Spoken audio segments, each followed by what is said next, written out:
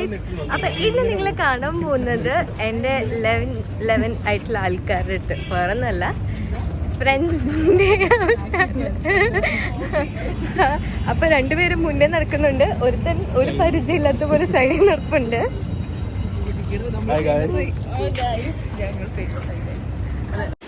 അങ്ങനെ കുറേ നാൾ കഴിഞ്ഞ് കൂട്ടുകാരൊക്കെ കാണുന്ന എക്സൈറ്റ്മെൻറ്റിൽ രാവിലെ തന്നെ ബസ് പിടിച്ച് അടൂരേക്ക് നേരെ വിട്ടു. അടൂരെത്തിയപ്പോഴത്തേക്കും എവിടെ നിന്നില്ലാത്ത സന്തോഷം വന്നു കയറി. അങ്ങനെ അടൂരെത്തി റിമ്മിനെയും പിക്ക് ചെയ്ത് നമ്മൾ അടൂരിൻ്റെ വഴികളിലൊക്കെ ഇങ്ങനെ നടന്ന് അവനെ കുറച്ച് വെയിലൊക്കെ കൊള്ളിച്ച് അങ്ങനെ നമ്മൾ മെല്ലെ നമ്മുടെ ആദ്യത്തെ സ്ഥലം സുഡിയോ ആണ് കേട്ടോ. അപ്പോൾ തിരുഹൃദയപ്പള്ളിയുടെ ഓപ്പോസിറ്റായിട്ടാണ് സുഡിയോ വരിക. അപ്പോൾ സുഡിയോയിൽ കയറുന്നതിന് മുന്നേ മുടിയൊക്കെ നേരെയാക്കിയിട്ട് കയറണമല്ലോ, അതിൻ്റെ പണിപ്പാടിലാണ് റിമ്മി. അത് കഴിഞ്ഞ് ഞങ്ങൾ നേരെ സ്റ്റുഡിയോയിൽ പോയിട്ട് അവന് ഷർട്ട് എടുക്കണമായിരുന്നു. അപ്പോൾ ആദ്യം നമ്മൾ അങ്ങനെ കേട്ടോ പോയത്. ഞങ്ങളുടെ ഇപ്പോൾ രണ്ടുപേരും കൂടി ജോയിൻ ചെയ്യാമെന്ന് പറഞ്ഞിരുന്നെങ്കിലും അവരെത്തിയപ്പോൾ ചെറുതായിട്ടൊരു 2 മണിക്കൂർ ലേറ്റായിപ്പോയി. അപ്പോഴത്തേക്കും ഞങ്ങൾ അവിടെ നിന്ന് ഡ്രസ്സ് എടുക്കുകയും വീഡിയോ എടുക്കുകയും ഒക്കെ ചെയ്യുമായിരുന്നു. അങ്ങനെ ഫൈനലി നോക്കി അവന് ഇഷ്ടപ്പെട്ട ഒരു ഷർട്ടായിരുന്നു ഇത്. അങ്ങനെ അത് അവൻ ട്രൈ ചെയ്യാൻ പോയി. ഹായ് ഗായ്സ്, നിങ്ങൾക്ക് ജിൻസിയുടെ ചാനലിൽ ഞാൻ ന്യൂ ആയിരിക്കും, പക്ഷേ ഞാനാണ് റിവ്യൂ. ഞങ്ങളിപ്പോൾ അടൂർ വന്നിട്ട് ഇപ്പോൾ ഫുഡ് കഴിക്കാനായിട്ട് പോയിക്കൊണ്ടിരിക്കുക. ഇനി പള്ളി ഫോക്കസ് അപ്പോൾ ഫുഡ് കഴിക്കാനായിട്ട് ഞങ്ങൾ തോമസിൻ്റെ പോയിക്കൊണ്ടിരിക്കുക. ഇനി അവിടെ ചെന്നിട്ട് അങ്ങനെ ഞങ്ങൾ നേരെ പോയത് കല്യാണിൻ്റെ ഓപ്പോസിറ്റ് ഉണ്ടായിരുന്ന തോംസണിലാണ് കേട്ടോ. ഇവിടുത്തെ ഫുഡൊക്കെ അത്യാവശ്യം നല്ലതാണ്. ഇവിടുത്തെ മീൽസ് ആയാലും ബിരിയാണി ആയാലും ഒക്കെ. അപ്പോൾ അത് കഴിക്കാൻ വേണ്ടി ഇത് കുരിശും ചുമക്കുന്ന പോലെ എൻ്റെ ബാഗ് ചുമന്നാണ് റിമ്മി പോയത്. അതിൽ ഞങ്ങൾ ബിരിയാണി ഓർഡർ ചെയ്ത് ബിരിയാണി ഞങ്ങളുടെ കയ്യിൽ കിട്ടി. അങ്ങനെ അതൊക്കെ ആസ്വദിച്ചിരുന്ന് കഴിക്കുമായിരുന്നു. അതിനിടയ്ക്ക് ബിരിയാണി ഉണ്ടാക്കിയ കഥ റിമ്മി പറയുന്നുണ്ട്. ഓണത്തിന് ബിരിയാണിയാണ്. അങ്ങനെ കത്തി വെച്ചിരുന്ന ഏതാണ്ട് സമയം കഴിയാറായപ്പോഴായിരുന്നു കൃഷ്ണയും മീനാക്ഷിയും ലാൻഡ് ചെയ്തത്. 2 മണിക്കൂർ മുന്നേ എത്താന്ന് പറഞ്ഞ ആൾക്കാരാണ് കേട്ടോ ഇവർ. അങ്ങനെ അവരും വന്നു. അതിന് നേരെ ഞങ്ങൾ എന്ത് ചെയ്യുമെന്നറിയാതെ അവിടെ നിന്ന് ഇറങ്ങിയിട്ട് ഇനി ഓരോ സ്ഥലത്തേക്കുള്ള യാത്രയായിരുന്നു. ആദ്യം നമ്മൾ മാക്സിൽ പോയി ഡ്രസ്സൊക്കെ കുറേ നോക്കി, പക്ഷെ ഒന്നും ഇഷ്ടമായില്ല. പിന്നെ അവിടെ നിന്ന് നേരെ ഇറങ്ങി വീണ്ടും സ്റ്റുഡിയോയിലേക്ക് പോയി. അവിടെ നിന്ന് ഒന്നും ഇഷ്ടമാവാണ്ട് പിന്നെ അവിടെ നിന്ന് യാത്ര പറഞ്ഞിറങ്ങി. ഇനി നേരെ അടുത്ത് പോകുന്നത് നമ്മൾ മീനാക്ഷിയുടെ സ്വന്തം സ്ഥലത്തേക്ക്. അപ്പം ആടുജീവിതം പോലെ നമ്മൾ മീനാക്ഷിയുടെ വീട്ടിലേക്ക് പോവുകയാണ്. 3 ആടുകൾ, അതിൽ മുട്ടനാട് ഞാൻ. ഓക്കെ, അപ്പൊ ആദ്യം നമ്മൾ മീനാക്ഷിയുടെ അമ്മേനെ കാണാൻ പോവാണ്. ആൻറ്റി ഇവിടെ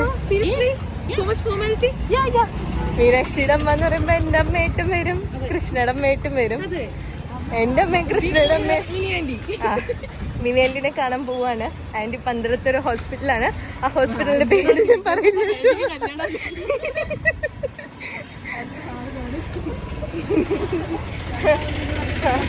അല്ല, അപ്പൊ ഇനി ബാക്കി പൂഴിക്കാട് പോയിട്ട് ബാക്കി കാണാം. ഗൈസ്, നമ്മളപ്പോൾ നമ്മുടെ ഫ്രണ്ട് വിസ്മയുടെ വീട്ടിൽ പോവാണ്. നമ്മുടെ സ്വന്തം വാസുവിന് അറിയില്ല നമ്മളിവിടെ വന്നിട്ടുള്ളത്. ഒരു സർപ്രൈസ് കൊടുക്കാൻ വേണ്ടിയിട്ടാണ്. അപ്പം അങ്ങനെ നമുക്ക് പോവാം.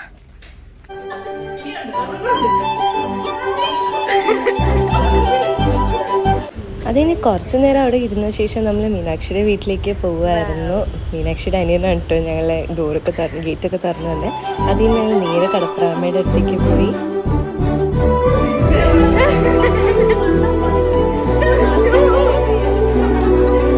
കടപ്രാമ ശരിക്കും കൃഷ്ണനെ കണ്ടിട്ട് ഞെട്ടായിരുന്നു, കാരണം ഞാൻ മാത്രമേ പോവുള്ളൂ എന്നാണ് പറഞ്ഞിരുന്നത്. അതിന് നേരെ ഞങ്ങളെ ശംഖു കരിങ്ങാലിപ്പുഞ്ചയിലേക്ക് കൊണ്ടുപോവാണ്. അതിന് ഞങ്ങളത് കരിങ്ങാലിപ്പുഞ്ച എത്തിക്കഴിഞ്ഞിട്ടുള്ള വിഷ്വലാണ് ഈ കാര്യങ്ങളൊക്കെ. നല്ല അടിപൊളി വ്യൂ ആയിരുന്നു കേട്ടോ. അവിടെ ഇറങ്ങുന്നതിന് മുന്നേ തന്നെ നമുക്ക് നല്ല രീതിയിലുള്ള വ്യൂവും കാര്യങ്ങളൊക്കെ കിട്ടിയിട്ടുണ്ടായിരുന്നു.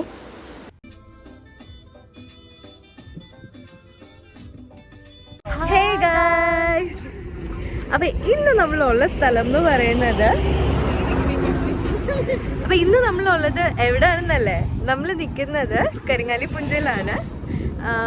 പന്തളത്ത് അടുത്തുള്ള കരിങ്ങാലിപ്പുഞ്ചയിലാണ് ഇപ്പൊ നമ്മളുള്ളത്, നൂറിനാട്. അപ്പൊ ഈ സ്ഥലം എങ്ങനെയായിരിക്കണം നിങ്ങൾക്ക് കാണാൻ ആഗ്രഹമല്ലേ?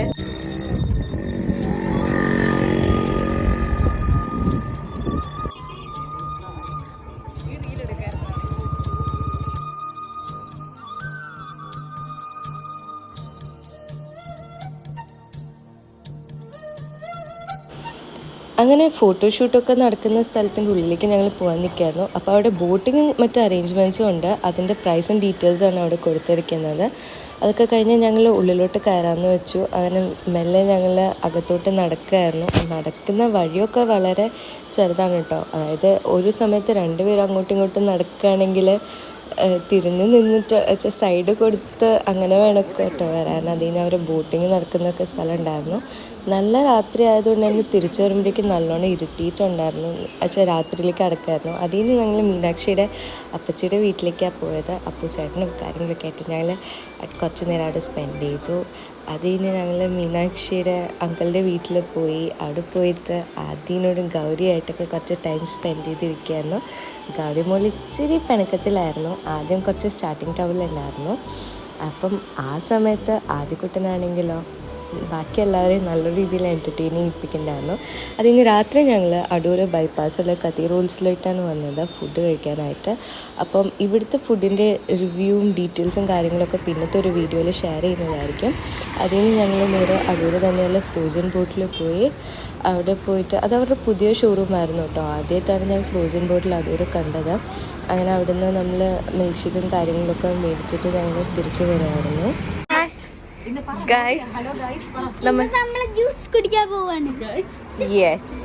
അതൊക്കെ കഴിഞ്ഞ് ഞങ്ങൾ അവിടെ നിന്ന് ഇറങ്ങി കുറേ നേരം സംസാരിച്ചൊക്കെ ഇരുന്ന ഒരു അടിപൊളി ദിവസമായിരുന്നു അത്.